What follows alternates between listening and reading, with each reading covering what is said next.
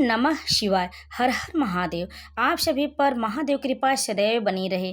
दोस्तों, आज हम आपको सुनाने जा रहे हैं शिव महापुराण की कथा का अध्याय 37 और 38, जिसे आप ध्यान पूर्वक पूरा सुन। इससे भोलेनाथ की कृपा प्राप्त होती है और समस्त मनोकामना भी पूर्ण होती है। भोलेनाथ के चरणों में स्थान मिलता है और जीवन में आपकी जो भी मनोकामनाएं होंगी अवश्य पूरा होंगी। तो ध्यान पूर्वक आप शिव पुराण के महात्म को प्रतिदिन अवश्य सुने। इसके पहले के अध्याय को सुनने के लिए आप लोगों का बहुत बहुत धन्यवाद। जो लोग पहले के अध्याय के नहीं सुने हैं वो लोग जाके पहले के अध्याय को अवश्य सुने और इस अध्याय को भी आगे जरूर सुने। तो चलिए शुरू करते हैं। तो दोस्तों, उससे पहले आप कमेंट में हर हर महादेव भी अवश्य लिख दे, वीडियो को लाइक भी जरूर कर दे। नारद जी ने पूछा, तात प्रभु कृपा करके आप मुझे यह बताइए कि सप्त ऋषियों के चले जाने पर हिमाचल ने क्या किया। महाप्राज्ञ ब्रह्मा जी ने कहा, मुनीश्वर, अरुधंती सहित उन सप्त ऋषियों के चले जाने पर हिमवान ने जो कार्य किया वह तुम्हें बता रहा हूँ। सप्त ऋषियों के जाने के बाद अपने मेरु आदि भाई बंधुओं को आमंत्रित करके पुत्र और पत्नी सहित महामनस्वी गिरिराज हिमवान बड़े हर्ष का अनुभव करने लगे। तदंतर ऋषियों की आज्ञा के अनुसार हिमवान अपने पुरोहित गर्ग जी से बड़ी प्रसन्नता के साथ लग्न पत्रिका लिखवाई। उस पत्रिका को उन्होंने भगवान शिव के पास भेजा। पर्वतराज के बहुत से आत्मीय जन प्रसन्नता से नाना प्रकार की सामग्रियां लेकर वहां गए। कैलाश पर भगवान शिव के समीप पहुंचकर उन लोगों ने शिव को तिलक लगाया और वह लग्न पत्र उनके हाथ में दिया। वहां भगवान शिव ने उन सबका यथा योग्य विशेष सत्कार किया। फिर वे सब लोग प्रसन्नचित हो शैलराज के पास लौट आए। महेश्वर के द्वारा विशेष सम्मानित होकर बड़े हर्ष के साथ लौटे हुए उन लोगों को देखकर हिमवान के हृदय में अत्यंत हर्ष हुआ। तत्पश्चात आनंदित हो शैलराज ने नाना देशों में रहने वाले अपने बंधुओं को लिखित निमंत्रण भेजा जो उन सबको सुख देने वाला था। इसके बाद वे बड़े आदर और उत्साह के साथ उत्तम अन्न एवं नाना प्रकार की विवाहोचित सामग्रियों का संग्रह करने लगे।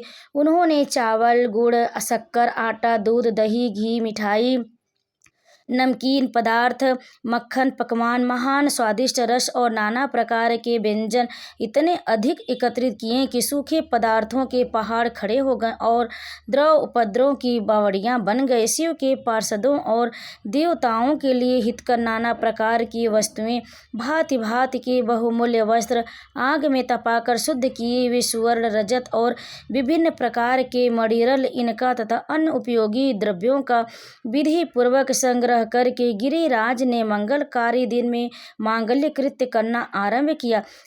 पर्वतराज के घर की स्त्रियों ने पार्वती का संस्कार करवाया, भांति भांति के आभूषणों से विशोभित किया। राजभवन की उन सुंदरी स्त्रियों ने सानंद मंगल कार्य का संपादन किया। नगर के ब्राह्मणों की स्त्रियों ने स्वयं बड़े हर्ष के साथ लोकाचार का अनुष्ठान किया। उसमें मंगल पूर्वक भांति भांति के उत्सव मनाए गए। हर्ष भरे हृदय से उत्तम मंगलाचार का संपादन करके हिमालय भी सर्वतोभावेन बड़े प्रसन्न हुए और अपने निमंत्रित बंधु जनों के आगमन की उत्सुकता पूर्वक प्रतीक्षा करने लगे। इसी बीच में उनके निर्वित बंधु बांधव आने लगे।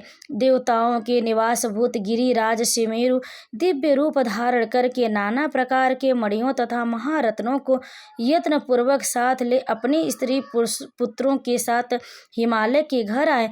मदराचल, अस्ताचल, उदयाचल, मलय, दुर्दुर, निषध, गंधमादन, करवीर, महेंद्र, पारियात्र, पुरुषोत्तम, शैल, नील, त्रिकूट, चित्रकूट, वैकुंठ, श्रीशैल, गोकामुख, नारद, विंध्य, कालंजर, कैलाश तथा अन्य पर्वत दिव्य रूप धारण कर अपने स्त्री पुत्रों के साथ बहुत सी भेंट सामग्री ले वहां उपस्थित हुए। दूसरे द्वीपों में तथा यहाँ भी जो जो पर्वत हैं वे सब हिमालय के घर पधारे। शिवा और शिव का विवाह यह जानकर सबने बड़ी प्रसन्नता के साथ वहाँ पदार्पण किया। सोनभद्र आदि नद और संपूर्ण नदियाँ दिव्य नर नारियों के रूप धारण कर नाना प्रकार के अलंकारों से अलंकृत हो शिव पार्वती का विवाह देखने के लिए आए। गोदावरी, यमुना, सरस्वती, वेणी, गंगा, नर्मदा तथा अन्य श्रेष्ठ सरिताएं भी बड़ी प्रसन्नता के साथ हिमवान के यहाँ आईं। उन सबके आने से हिमालय की दिव्यपुरी सब ओर से भर गई। वह सब प्रकार की शोभाओं से संपन्न थी। वहाँ बड़े बड़े उत्सव हो रहे थे। ध्वजा पताकाएं फहरा रहे थे। बंदरवारों से उनकी अधिक शोभा हो रही थी। चारों ओर चांदनी तनी होने से वहाँ सूर्य का दर्शन नहीं होता था। भांति भांति की नीली, पीली आदि प्रभा उस पुरी की शोभा बढ़ाती थी। हिमालय ने भी बड़ी प्रसन्नता के साथ अपने यहाँ पधारे हुए सभी स्त्री पुरुषों का यथा योग्य आदर सत्कार किया और सबको अलग अलग सुंदर स्थानों में ठहराया। अनेक उपयुक्त सामग्री देकर सबको पुष्ट पूर्ण रूप से संतुष्ट किया। मुनिश्रेष्ठ तदंतर शैलराज हिमवान ने प्रसन्न हो महान उत्सव से परिपूर्ण अपने नगर को विचित्र रीति से सजाना आरंभ किया। सड़कों को झाड़ फुआर कर उन पर छिड़काव कराया। उन्होंने बहुमूल्य साधनों से सुसज्जित एवं सुशोभित किया। प्रत्येक घर दरवाजे पर केले आदि मांगलिक वृक्ष लगवाए और उन्हें मांगलिक द्रव्यों से संयुक्त किया। आंगन को केले के खंभे से सजाया। रेशम की डोरों से आम के पल्लों बांधकर बंधनवारे बनवाए और उन्हें उन खंभों के चारों ओर लगवा दिया। मालती के फूलों की मालाएं उस आंगन के सब ओर लटका दी गईं। तोरणों से वह आंगन का भाग अत्यंत प्रकाशमान जान पड़ता था। चारों दिशाओं में मंगल सूचक शुभ द्रव्य रखे गए थे जो उन प्रांगण की शोभा बढ़ा रहे थे। इसी प्रकार अत्यंत प्रसन्नता से भरे हुए गिरिराज हिमवान ने महान प्रभावशाली गर्ग मुनि को आगे करके अपनी पुत्री के लिए प्रस्तुत करने योग्य सारा उत्तम मंगल कार्य संपन्न किया। उन्होंने विश्वकर्मा को बुलाकर आदर पूर्वक एक मंडप बनवाया जिसका विस्तार बहुत अधिक था। वेदी आदि के कारण वह मंडप बहुत मनोहर जान पड़ता था। देवर्षि वह मंडप कई योजन विस्तृत था। अनेक शुभ लक्षणों से युक्त तथा नाना प्रकार के आश्चर्यों से परिपूर्ण था। वहाँ स्थावर और जंगम सभी वस्तुएं कृत्रिम बनी थी परंतु असली वस्तुओं के समान प्रतीत होती थी। उनमें उस मंडप की मनोहरता बढ़ गई थी। वहाँ सब और ऐसी अद्भुत वस्तुएं थी जो उस मंडप का सर्वस्व जान पड़ती थी। नाना प्रकार की निराली वस्तुओं का चमत्कार वहाँ छा रहा था। वहाँ की अस्थावर वस्तुओं में जंगम और जंगम वस्तुओं से अस्थावर पराजित हो रहे थे, अर्थात वे एक दूसरे से बढ़कर शोभाशाली और चमत्कार पूर्ण दिखाई देते थे। उस मंडप की स्थल भूमि जल से पराजित हो रही थी, अर्थात चतुर से चतुर मनुष्य भी यह नहीं जान पाते थे कि इसमें कहाँ जल है और कहाँ स्थल। कहीं कृत्रिम सिंह बने थे, कहीं सारसों की पंक्तियाँ, कहीं बनावटी मोर थे तो अपनी सुंदरता से मन को मोह लेते थे। कहीं कृत्रिम स्त्रियाँ थी जो पुरुषों के साथ नृत्य करती हुई देखी जाती थी। वे कृत्रिम होने पर भी सब लोगों को और खींचती और उनकी मन को मोह में डाल देती थी। उसी विधि से मनोहर द्वारपाल बने थे जो अस्थावर होने पर भी जंगमों के समान जान पड़ते थे। वे अपने हाथों से धनुष उठाकर उन्हें खींचते देखे जाते थे। द्वारपाल पर कृत्रिम महालक्ष्मी खड़ी थी जिनकी रचना अद्भुत थी। वह समस्त शुभ लक्षणों से युक्त दिखाई देती थी। उन्हें ऐसा जान पड़ता था मानो क्षीर सागर से साक्षात लक्ष्मी जी ही आ गई हों। उस मंडप में स्थान स्थान पर सजे सजाए कृत्रिम हाथी खड़े किए गए थे जो असली हाथियों के समान प्रतीत होते थे। घुड़सवारों सहित घोड़े और हाथी सवारों सहित हाथी बनाए गए थे। जहाँ तहाँ रथियों सहित रथ बने थे जो कृत्रिम अश्वों से ही खींचे जाते थे। उन्हें देखकर लोगों को बड़ा आश्चर्य होता था। इनके सिवा दूसरे कृत्रिम वहाँ खड़े थे। पैदल सिपाहियों की कृत्रिम सेना भी वहाँ मौजूद थी। मुनि प्रसन्नचित्त वाले विश्वकर्मा ने देवताओं और मुनियों को भी मोह आश्चर्य में डालने के लिए वहाँ ऐसी अद्भुत रचनाएं की थी। मंडप के सबसे बड़े फाटक पर कृत्रिम नंदी खड़ा था जो शुद्ध स्फटिक मणि के समान उज्ज्वल कांति मूर्ति से सुशोभित होता था। भगवान शिव के वाहन नंदी की जैसी आकृति है वैसा ठीक वैसा भी वहाँ पे भी था। वह कृत्रिम नंदी के ऊपर रत्न विभूषित महादिव्य पुष्पक शोभा पाता था, जो पल्लवों तथा श्वेत चमरों से सजाया गया था।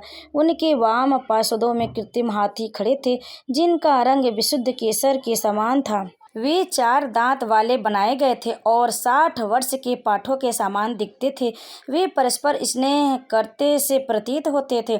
उनमें बड़ी चमक थी। इसी प्रकार सूर्य के समान अत्यंत प्रकाशमान 2 दिव्य अश्व भी विश्वकर्मा ने बनाए थे, जो चंवर से अलंकृत और दिव्य आभूषणों से विशोभित थे। श्रेष्ठ रत्नमय आभूषणों से संपन्न कवचधारी लोकपाल तथा संपूर्ण देवता भी वहाँ विश्वकर्मा द्वारा रचे गए थे, जो ठीक उन्हीं लोकपालों और देवताओं से मिलते जुलते थे। इसी तरह भृगु आदि समस्त तपोधन ऋषि, अन्याय उपदेवता और सिद्ध भी उनके द्वारा वहाँ निर्मित हुए थे। गरुड़ आदि समस्त पार्षदों से युक्त भगवान विष्णु का कृत्रिम विग्रह भी विश्वकर्मा ने बनाया था, जिसका स्वरूप साक्षात श्री हरि समान ही आश्चर्यजनक था।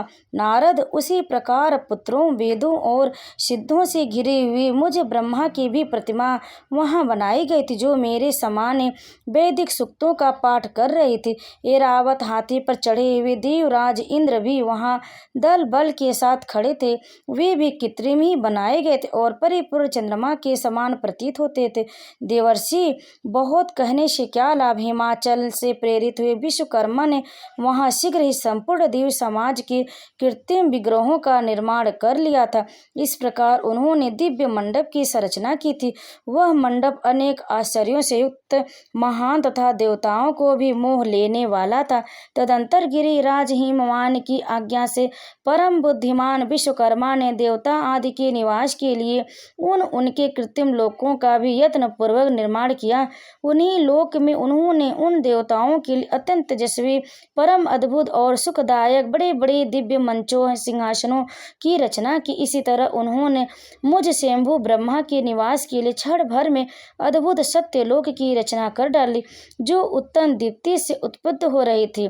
साथ ही भगवान विष्णु के लिए भी क्षण भर में दूसरे दिव्य वैकुंठ लोक का निर्माण कर दिया, जो परम उज्ज्वल तथा नाना प्रकार के आश्चर्यों से परिपूर्ण था।